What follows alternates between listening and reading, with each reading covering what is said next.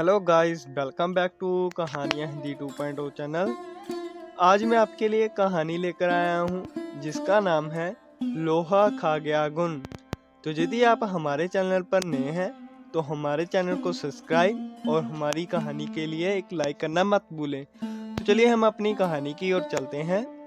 एक बार की बात है, दो व्यक्ति थे जिनका नाम था मामा और फूफा। मामा और फूफा दोनों व्यापार करते थे और दोनों व्यापार में सहभागी थे। मामा ने फूफा से कहा, फूफा क्यों ना हम कोई ऐसी वस्तु खरीद लें जो जल्दी खराब ना हो और उसकी कीमत भी बढ़ती रहे, फिर हम उसे कुछ वर्षों के बाद बेचें जिससे उसके मूल्यधन से ज़्यादा दाम मिले। फूफा ने कहा, ठीक है, तुम्हारी बात तो सही है, पर हम खरीदेंगे क्या? उसने आपस में राय मशवरा किया और लोहा खरीदने का निर्णय लिया। दोनों ने बराबर रुपए मिलाकर लोहा खरीदा। फूफा ने मामा से कहा कि लोहा वह कहीं सुरक्षित स्थान पर रख दें। मामा ने लोहा अपने पास पुरानी एक कोठरी में रख लिया। कुछ दिन तो लोहा जस का तस रखा रहा, पर धीरे धीरे मामा के मन में लालच आ गया और मामा फूफा को बिना बताए लोहा बेचना लगा। काफी दिनों बाद फूफा मामा के पास गया और बोला, मामा आज लोहे का भाव काफी बढ़ गया है, जल्दी से वह लोहा निकालो, हम इसे बेचकर आते हैं।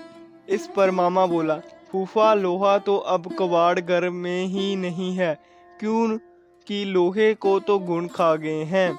फूफा समझ गया कि मामा ने उसके साथ धोखा किया है और उसे बिना बताए सारा का सारा लोहा बेच दिया है। फूफा को क्रोध तो बहुत आया, पर वह बिना कुछ कहे सुने वहां से चला गया। इस घटना के कुछ दिन बाद फूफा मामा के पास आया और बोला, मामा मैं एक बारात में जा रहा हूँ, बड़ा अच्छा इंतजाम है, अकेले हूँ, चाहो तो तुम अपने लड़के के साथ भेज दो, उसकी भी मौज हो जाएगी और कल सुबह तक हम वापस भी आ जाएंगे। मामा बोला, क्यों नहीं, बेशक, तुम मेरे लड़के को अपने साथ ले जाकर आओ और हाँ, इसे बारात में कुछ 80 तरह खाना वाना खिला देना। फूफा बोला, यही भला कोई कहने की बात है, मामा तुम निश्चित रहो। इस तरह 2 दिन बीत गए। मामा का लड़का अभी तक घर वापस नहीं आया।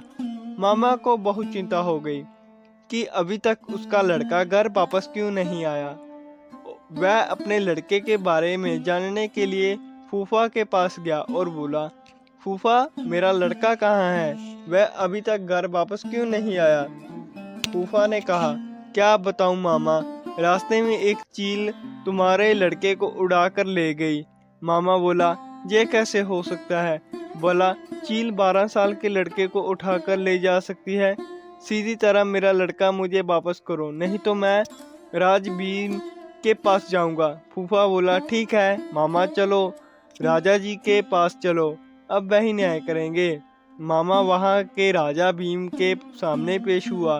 राजा भीम ने सारी बातें सुनी और आश्चर्यचकित होते हुए फूफा से कहा, देखो फूफा, तुम झूठ बोल रहे हो, भला कोई चील 12 वर्ष के लड़के को उठाकर अपने पंजे से आसमान में ले जा सकती है? इस पर फूफा ने उत्तर दिया, कथा कहूँ कथा बली, सुनो राजा भीम, लोहा को गुण खाए तो लड़का ले गया चील।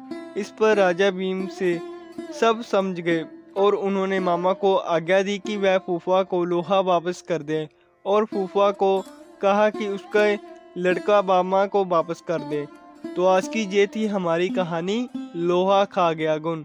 यदि आप सभी को हमारी कहानी अच्छी लगी हो तो हमारे चैनल को सब्सक्राइब और हमारी वीडियो को लाइक करना मत भूलें। तो चलिए इसी प्रकार हम मिलते हैं अपनी अगली नई कहानी में।